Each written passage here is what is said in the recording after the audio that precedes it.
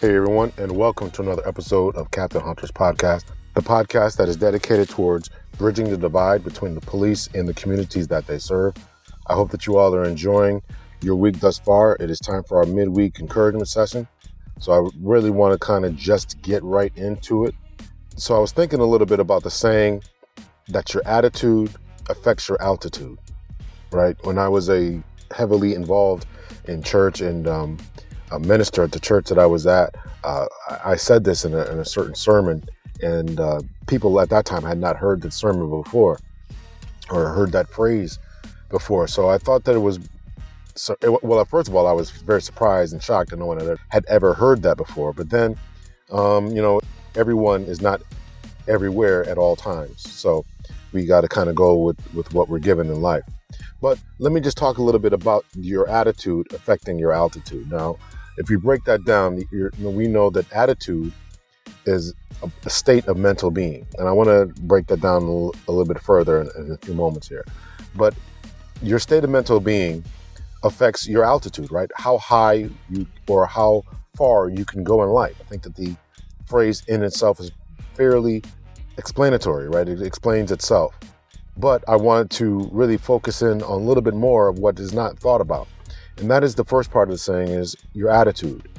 Attitude can be loosely defined as a way of thinking or feeling about someone or something, typically one that is reflected in a person's behavior. So, we kind of roll through that, right? Brush through that.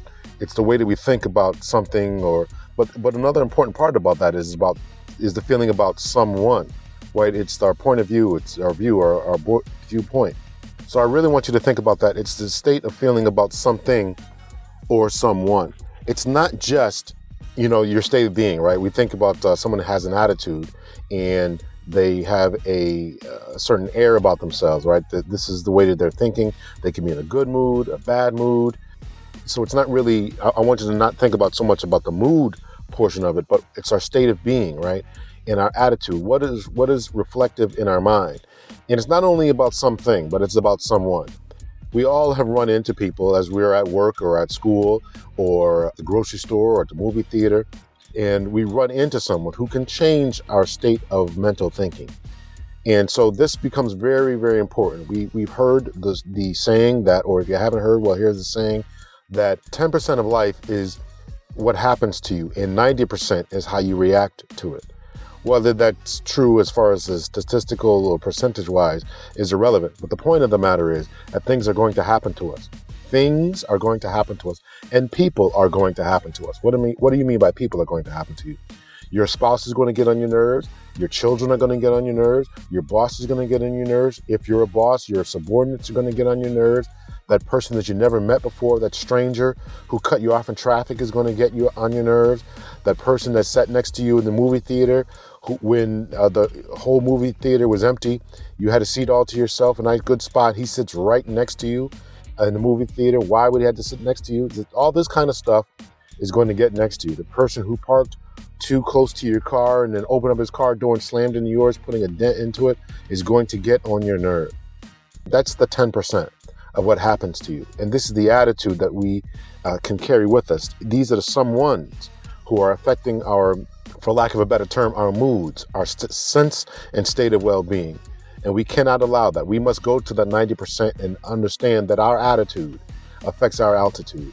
We all have problems and situations and trials and tribulations and stuff that we got to go through in everyday life. But it's how we respond to those particular things that's really the important thing. That's really where it comes down to.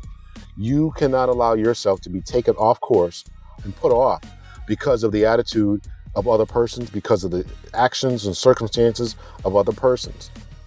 If you allow yourself to go through and react emotionally at certain times, then you will no doubt and undoubtedly put yourself in a position that you will regret later.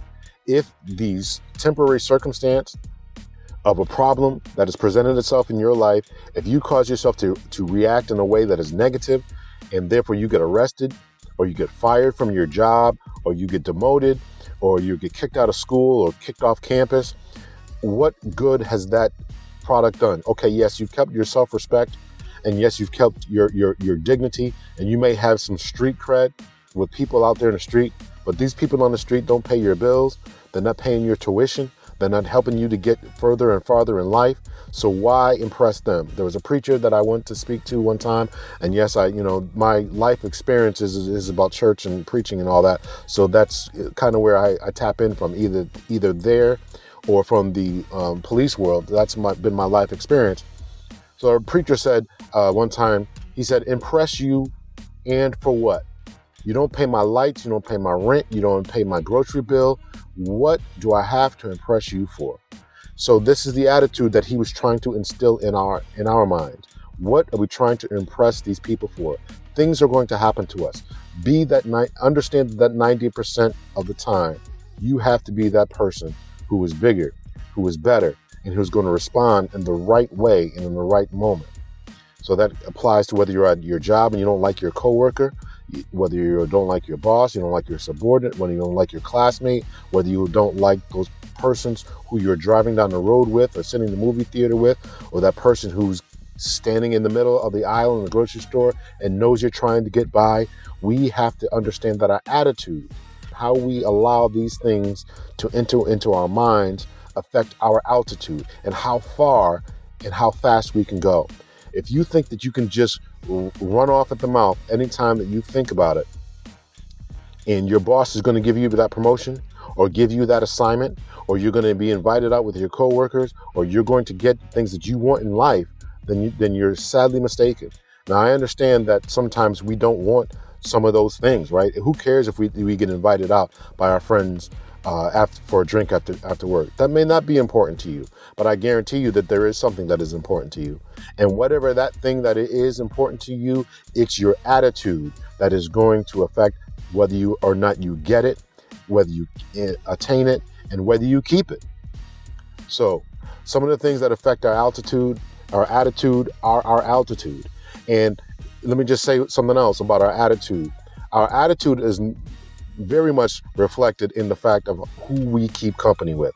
You have to watch out for, and I have to watch out, we all have to watch out for persons who we are connected with.